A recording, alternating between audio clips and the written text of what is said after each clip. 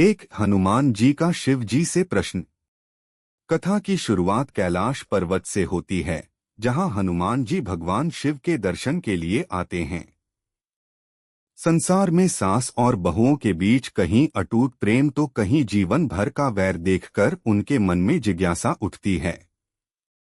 हनुमान जी भगवान शिव से पूछते हैं कि सास के जीवन में बहू बनकर कौन आती है, क्या यह केवल संयोग है या पिछले जन्मों के कर्मों का परिणाम। भगवान शिव हनुमान जी को कर्मों का रहस्य समझाने के लिए एक कथा सुनाते हैं। दो मालती का विवाह और ससुराल में प्रताड़ना। एक गांव में मालती नाम की संस्कारी और विनम्र लड़की रहती थी। उसका विवाह अरुण से होता है। विवाह के बाद मालती ससुराल पहुंचती है, लेकिन उसकी सास के मन में उसके प्रति अपनापन नहीं होता। शुरुआत में सब सामान्य रहता है, लेकिन जल्द ही सास का व्यवहार बदलने लगता है। सास मालती से तड़के उठकर दिन भर काम करवाती है, छोटी छोटी बातों पर ताने देती है और उसे खाने के लिए बासी या सूखी रोटियां देती है। वह अरुण के कान भी भरती है कि मालती बहुत चालाक है। अरुण भी अपनी मां की बातों में आकर मालती की बात पर विश्वास नहीं करता। 3 चोरी का झूठा आरोप और घर से निष्कासन। एक दिन सास अपने गहने और पैसे अनाज के संदूक के पीछे छिपा देती है और घर में चोरी का नाटक रचती है। वह मालती पर चोरी का सीधा आरोप लगाती है। सामान की तलाशी लेने पर कुछ नहीं मिलता, फिर भी अरुण अपनी मां के बहकावे में आकर मालती पर अविश्वास करता है और उसे घर से निकाल देता है। बेघर मालती रोते हुए वहां से चली जाती है। 4 आश्रम में शरण और वृद्ध मां से भेंट। भटकते भटकते बारिश में भीगी और भूखी मालती एक आश्रम पहुंचती है।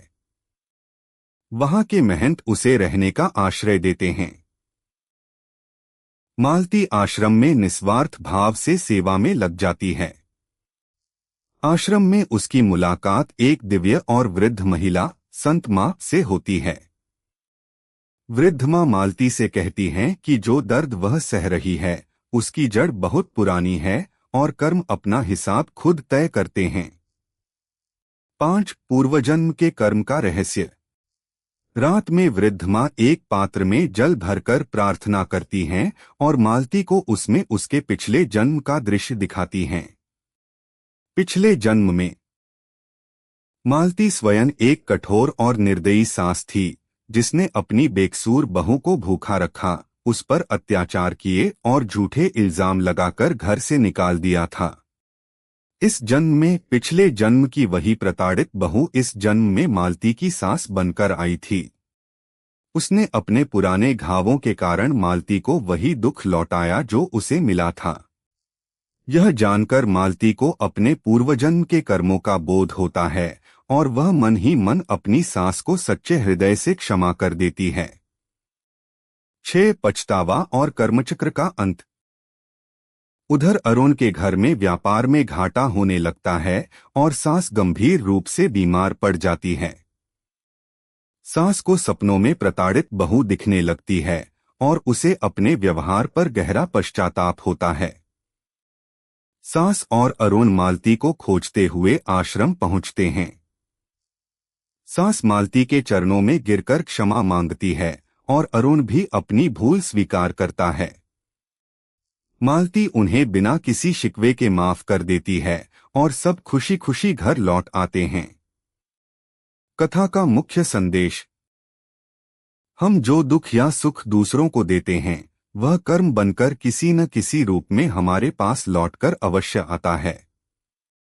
बदला लेने से कर्मों का चक्र चलता रहता है, परंतु सच्ची क्षमा से कर्मों का यह बंधन सदा के लिए समाप्त हो जाता है।